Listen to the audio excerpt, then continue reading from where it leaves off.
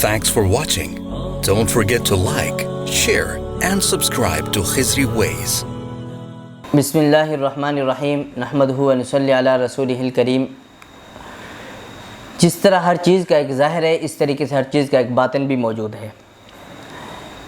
शेख अकबर मुहियुद्दीन इब्न अरबी रहमतुल्लाह अलैह तो यहाँ तक फरमाते हैं कि इस तरह हमारे अंदर रूह मौजूद है, इंसान के अंदर वो ये तकाज़ा करती है कि फ़लाँ चीज़ खाए पिए। तो इस तरीके से वो फरमाते हैं कि जैसे मिसाल के तौर पर पानी है, मुख्तलिफ़ चीज़ें हैं। अब पानी की जो रूह है वो ये तकाज़ा करती है कि उसे पिया जाए। वो फरमाते हैं जब रूह का रूह से कनेक्शन होता है तो प्यास बुझती है। रूह का रूह से कनेक्शन ना हो तो यानी जब अल्लाह ताला का हुक्म ना हो तो फिर आप जितना भी पानी पीते रहें आपकी प्यास नहीं बुझेगी। इसी तरीके से मुख्तलिफ़ चीज़ों की बातिन और उनकी रूह मौजूद है, इस चीज़ से इनकार नहीं किया जा सकता।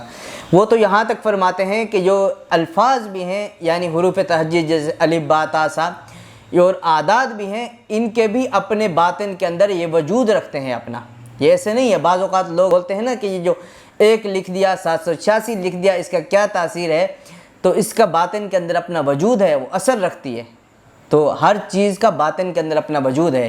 जिस तरह हम बोल रहे हैं ये भी बातिन के अंदर अपना वजूद रखता है, और कोई बंदा सोच रहा है बातिन के अंदर अपना वजूद रखता है।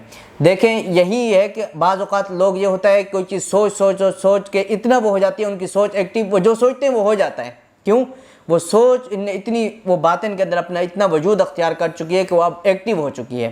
कहने की बात यह है कि जैसे अल्लाह ताला ने कुरान मजीद के अंदर भी फरमाया व इम मिन शैइन इल्ला युसब्बिहु बिहम्दी, यार चीज़ अल्लाह ताला की तस्बीह बयान करती है। अब ये तस्बीह कैसे आम बंदे को तो समझ में नहीं आएगी, लेकिन जब इंसान आरिफ होगा, सूफ़ी होगा हकीकत में, वो इस तस्बीह को समझ लेगा, उसको बाकायदा महसूस होगी।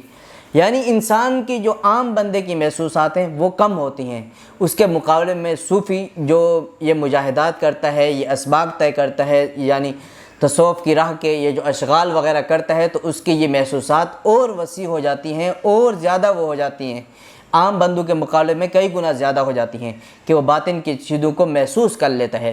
जैसे आम बंदा अगर कोई किताब पढ़ रहा होता है वो सिर्फ अल्फाज पढ़ रहा होता है, लेकिन जब सूफ़ी पढ़ता है तो उसको बाकायदा उसकी हकीकत पता चलती है। उसको पता चल जाता है कि आया ये बंदा लिखने वाला कितने दर्जे का था, किस दर्जे पे था, आया बुज़ुर्ग था या सिर्फ आलिम था, वो बाकायदा उसको महसूस हो जाती है। जैसे इंसान कोई नेक काम करता है तो उसके अच्छे समरात होते हैं। आज ये समरात कहने में तो है लेकिन बातिन के अंदर रखते हैं ये वजूद अपना। अब वो आर बंदा तो महसूस नहीं कर सकता, लेकिन वो सूफ़ी को बाकायदा महसूस होते हैं। इस तरीके से कि गुनाह की नहूसतें आम बंदे को तो नहीं महसूस होगी, लेकिन सूफ़ी को बाकायदा महसूस होगी। अब यह है कि वो कोई हदीस की किताब पढ़ रहा है, बाकायदा उसको आप सल्लल्लाहु अलैहि वसल्लम का वो फैज़ान बाकायदा महसूस होगा। तो इसीलिए ये है कि इंसान तसव्वुफ़ के ज़रिए से मारिफत तक, हकीकत तक पहुँच जाता है हर चीज़ के उसमें।